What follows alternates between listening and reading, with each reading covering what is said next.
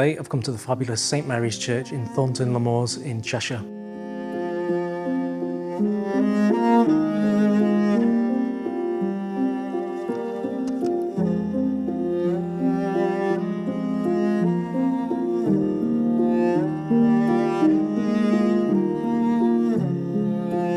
And you can probably tell by the beautiful medieval hammer beam roof that this is of some significant age.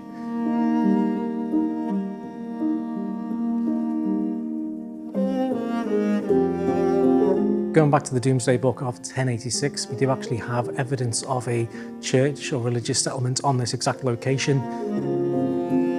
Evidence of this is also seen through the Anglo-Viking cross that was also found in the graveyard during excavations many years ago, and was likely the very cross that stood within the town during the Domesday Book recordings.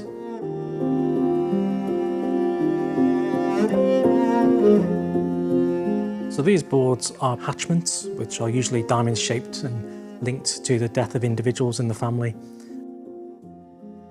So these hatchments actually give us a really good clue on the important families who actually lived in this area. These hatchments would first be hung outside the family homes to announce a death to the community. Afterwards, they'd then be brought into the church, where many still remain to this day.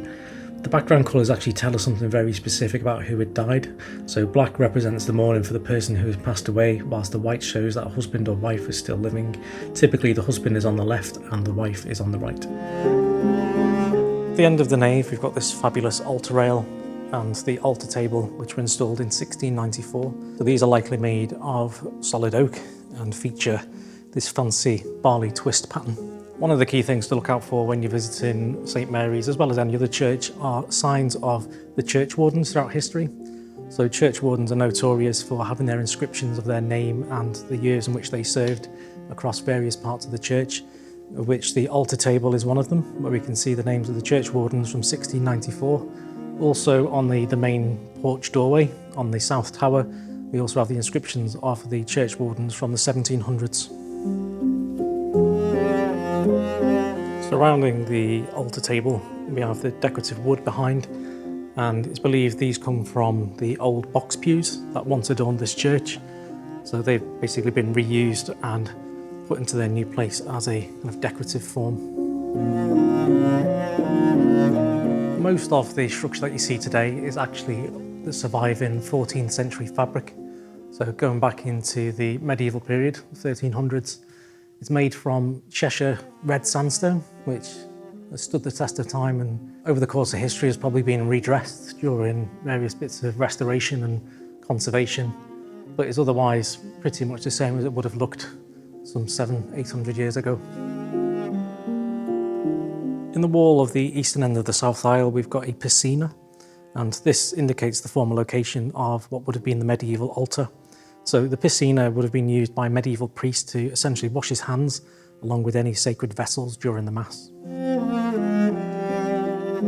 As you enter the church, you are straight into the Elton Chapel, and we're presented with this chest. So these were basically installed in many churches as a place to keep various important records such as births, marriages and deaths. And as we can see, we've got the inscription of the initials of the church wardens. So we've got IB and HK with C and W, indicating that they were the church wardens in the year 1732.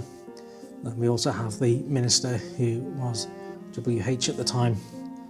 So one of the interesting things about these boxes is because these records were such an important thing and legally they had to be kept under lock and key, the two church wardens at the time would have had a key each, and then the minister would have had the third key. So in order to access the information within the chest, all three people needed to be present.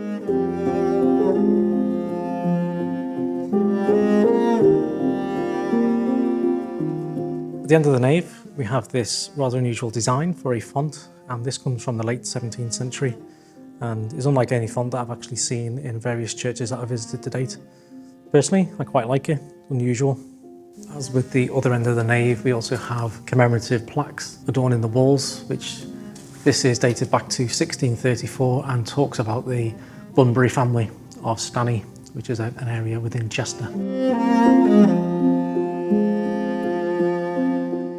So at the very base of the tower, we have this commemorative board, which is just lay on the table. Not entirely sure if this has been going through some kind of like cleaning or conservation process. However, this is actually dated back to 1679, which I think is absolutely fantastic. One of the unusual things about St Mary's Church is the fact that we've got a south tower. So this is built on the extension of the church, which was done in the 16th century. So above me is the bell tower, and it does have a peal of bells. However, this church is no longer in active service, and hence those bells haven't been rung, according to the book, at least since 2022. It's worth noting as well that the tower, or at least the wooden structure that you see directly above me, is very modern.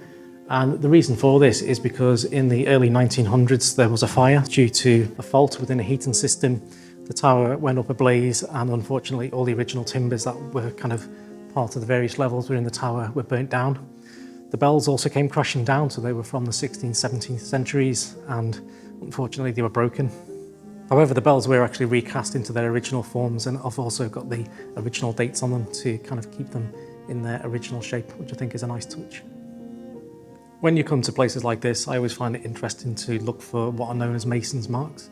So these are essentially little inscriptions, often kind of very linear in their patterns, and they were used by the stonemasons to signify that a particular stone or the dressing of the stone was done by them.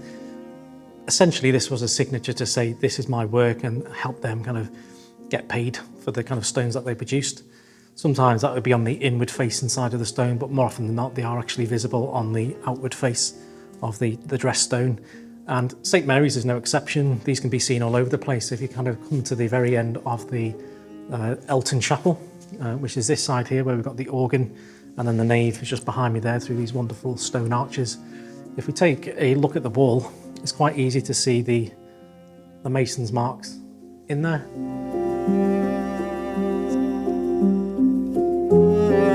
So that was one very busy stonemason who hopefully got paid enough for his or her work.